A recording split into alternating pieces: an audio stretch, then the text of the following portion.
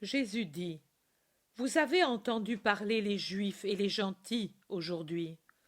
Vous ne devez donc pas vous étonner si je vous dis: De ma bouche est sortie une parole de justice toujours, et elle ne sera pas révoquée.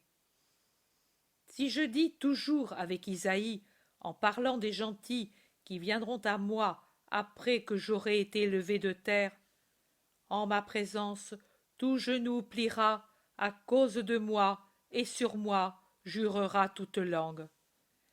Et encore, vous ne douterez pas, lorsque vous aurez remarqué les manières des Juifs, qu'il est facile de dire sans crainte d'erreur que me seront amenés tous ceux qui, sans honte, s'opposent à moi.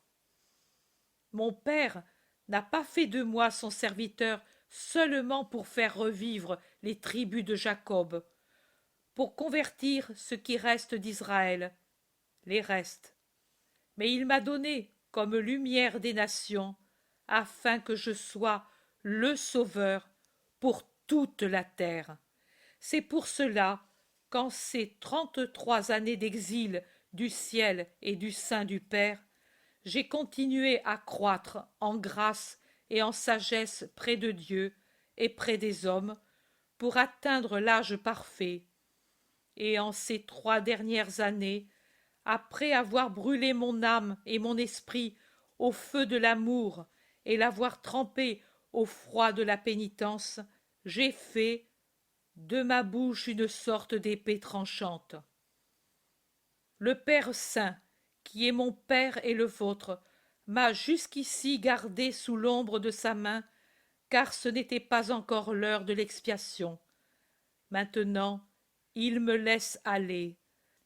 La flèche choisie, la flèche de son divin carquois, après avoir blessé pour guérir, blessé les hommes pour faire dans leur cœur une brèche pour la parole et la lumière de Dieu, s'en va, rapide et sûr d'elle, blesser la seconde personne, l'expiateur, l'obéissant pour tout Adam désobéissant, et comme un guerrier qui est frappé, je tombe, en disant pour trop d'hommes: C'est en vain que je me suis fatigué sans raison, sans rien obtenir, j'ai consumé mes forces pour rien. Mais non, non pour le Seigneur éternel qui ne fait jamais rien sans but. Arrière Satan, qui veut me porter au découragement et essayer de me faire désobéir. À l'alpha et à l'oméga de mon ministère, tu es venu et tu viens. Eh bien voici, je me lève pour la bataille. Et réellement, il se dresse debout.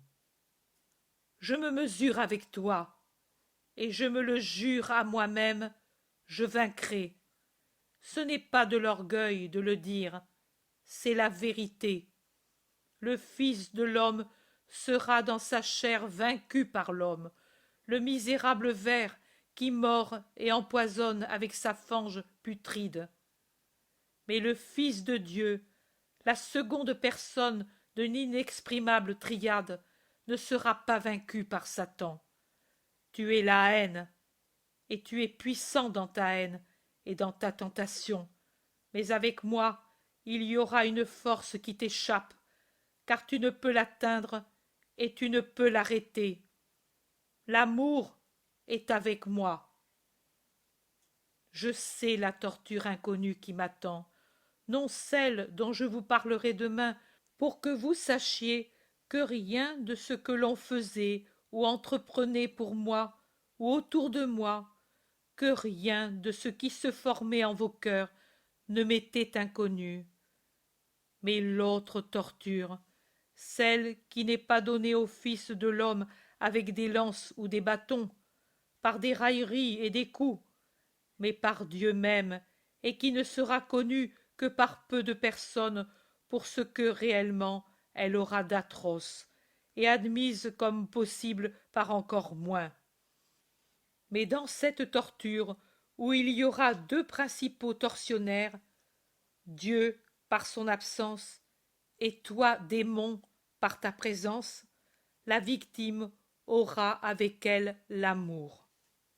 L'amour vivant dans la victime, force première de sa résistance à l'épreuve, et l'amour dans le consolateur spirituel qui déjà agite ses ailes d'or dans son anxiété de descendre pour essuyer mes sueurs et recueillir toutes les larmes des anges dans le céleste calice, et y déler le miel des noms de mes rachetés, et de ceux qui m'aiment pour adoucir par cette boisson la grande soif du torturé et son amertume sans mesure.